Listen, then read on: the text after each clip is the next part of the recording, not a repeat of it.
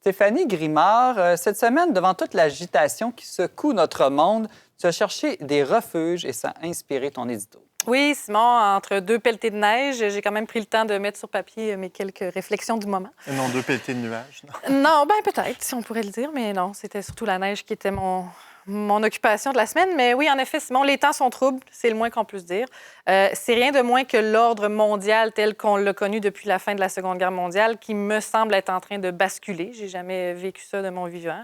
Je veux pas entrer dans une énumération de toutes les aberrations qui s'accumulent jour après jour sous nos yeux, mais disons seulement que j'ai eu un certain frisson dans le dos quand j'ai constaté qu'il était désormais écrit « Golfe d'Amérique » entre parenthèses à côté de « Golfe du Mexique » dans mon application Google Maps. Ça a beaucoup choqué tes sensibilités? Oui, non, mais ça m'a fait... J'ai pogné de quoi? J'ai pogné un petit 2 minutes, là, de voir à quel point c'était concret, ce qu'il lançait comme plan. Ben voilà, ça se concrétise. Personne dont on ne prononce pas le nom. Oui, j'aime mieux garder sous silence. Non, mais bref, c'est ça. Dans mon application, il y avait marqué entre parenthèses Golfe d'Amérique, mais aux États-Unis, dans les applications là-bas, c'est devenu complètement... Ça a disparu, l'appellation Golfe du Mexique.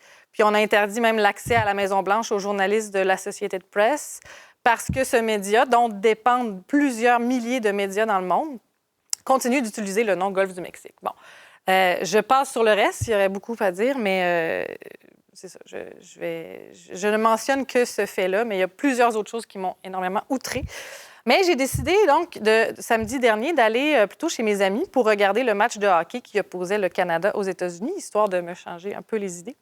Le sport m'a plusieurs fois servi d'échappatoire devant la réalité qui souvent me dépasse, à un petit moment où j'oublie les soucis et m'émerveille devant une rondelle qui entre dans le filet juste en dessous du poteau supérieur. C'est une catharsis anti-américaine. Oui, mais il y a de l'esthétique autour de ça. Ça m'a toujours fascinée. Ou, tu sais, devant une belle échappée, hein, une échappée comme échappatoire. Donc, je me doutais bien que... C'est ça, je me doutais que l'hymne national américain allait être hué. Ça, on l'avait déjà vu venir.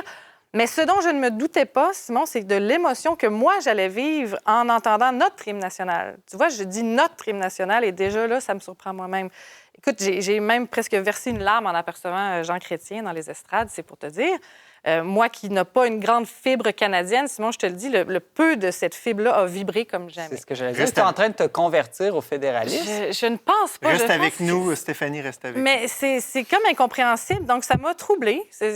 Mon âme n'a pas été moins troublée par ce début de match-là. Mais le patriotisme n'est pas un mauvais sentiment. Sans doute pas, mais de moi, en allant vers cette nation que je considérais comme étant... Il faut qu'il y ait un pays pour être patriote. C'est ça, mais là, de quel pays? En bref, ça a bousculé beaucoup de choses en moi.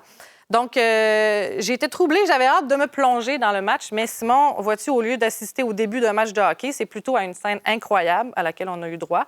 En moins de 9 secondes, 3 batailles ont éclaté, 2 provoquées par les fameux frères Tkachuk de façon préméditée, on l'apprendra même après le match. Les coups de poing fusaient presque aussi vite que les décrets de Trump nous tombent dessus. C'était incroyable. Même la superbe performance de celui que j'ai décidé de surnommer, non pas le démon blond, mais le divin rouquin, Connor McDavid, il n'a même pas réussi à me faire oublier ce spectacle disgracieux. Puis ça... L'autre démon blond. Donc. Non, mais non, c'est ça. Ça n'a pas suffi non plus ça n'a pas suffi à nous faire gagner non plus. Donc, tout ça, bref, ça m'a laissé l'âme encore plus troublée. Et devant cet état de fait, sinon, j'ai décidé de me tourner vers les stoïciens, ces philosophes grecs qui cherchaient par tous les moyens à ce que leur âme atteigne l'ataraxie, c'est-à-dire justement l'absence de trouble. Le fait est que j'ai dû, pour des fins de recherche, me plonger récemment dans cette école de pensée qui connaît un certain regain de popularité depuis quelques années. Ceux qui nous invitent à suivre les préceptes du stoïcisme nous promettent rien de moins que la paix intérieure, peu importe les circonstances de la vie. Ah, bien là, révèle-nous ce secret. Tout le monde veut la paix. Qui ne voudrait pas ça, tu sais? Donc, selon eux, il suffit d'arriver à faire une distinction toute simple entre ce qui dépend de nous d'un côté et ce qui ne dépend pas de nous de l'autre côté.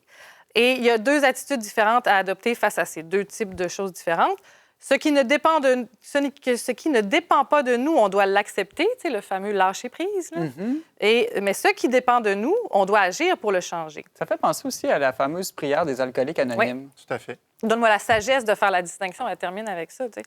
Donc, c'est ça qui est le plus difficile, faire la distinction entre les deux. Après, tu t'adaptes Tu adaptes ton attitude à chacune des... Disons que pour la géopolitique internationale, moi, j'ai pas mal discerné que j'y avais pas beaucoup d'influence. Mais Malgré tes grands désirs, peut-être, je sais pas. mais c'est ça, je voulais revenir sur un exemple facile que je prends là, quand on parle de cette philosophie-là. C'est la température. La température, ça ne dépend pas de nous. C'est quelque chose sur lequel on n'a aucun contrôle, mais la façon dont on s'habille, ça, on peut agir là-dessus. Mais c'est pas vrai. Si tu diminues tes émissions de gaz à effet de serre, tu vas avoir un impact sur la température. Ah oui, et peut-être à grande échelle. Si chacun, ça c'est l'autre, on pourrait prendre la métaphore du colibri, là. Si chacun fait sa petite goutte d'eau, on va finir par changer les choses. Oui, en effet. Mais bon, pour la température, il reste que... Mais À toi, court terme. spécifiquement. C'est ça. À court terme, on n'y peut pas grand-chose, mais on peut choisir de s'adapter, adapter notre comportement à ce qui est extérieur à nous. Donc, si j'essaie d'appliquer cette idée à mon état actuel, je devrais me dire, OK, la brutalité qui m'entoure, qu'elle vienne d'un politicien ou d'un joueur de hockey, elle ne dépend pas de moi. Je n'ai pas de contrôle là-dessus. Donc, je dois l'accepter. C'est là que j'ai un petit malaise, si on doit être honnête avec Est-ce que toi. ça amène à une déresponsabilisation? Il y a ça. Moi, j'ai l'impression que c'est comme se résigner, c'est comme refréner aussi une saine indignation que je trouverais normal de vivre et Heureux et de les affamés, ressentir. assoiffés de justice. Ben oui, c'est ça. Il faut continuer à s'indigner. Mais donc, c'est ça. Qu'est-ce qui reste? Est-ce qu'on doit rester insensible à ce qui nous entoure, fermer les yeux, ne plus faire attention aux nouvelles, binge-watcher des séries québécoises parce qu'on a boycotté Netflix et attendre que ça passe? Moi, je dis non.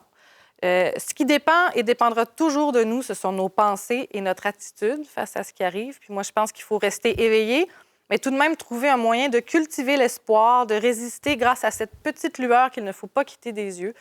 Je dirais qu'il faut pratiquer une sorte d'espérance active, être des témoins et des exemples de joie qui persévèrent dans l'obscurité et les vents violents. Bref, Simon, je pense qu'il faut aller jouer dans la tempête.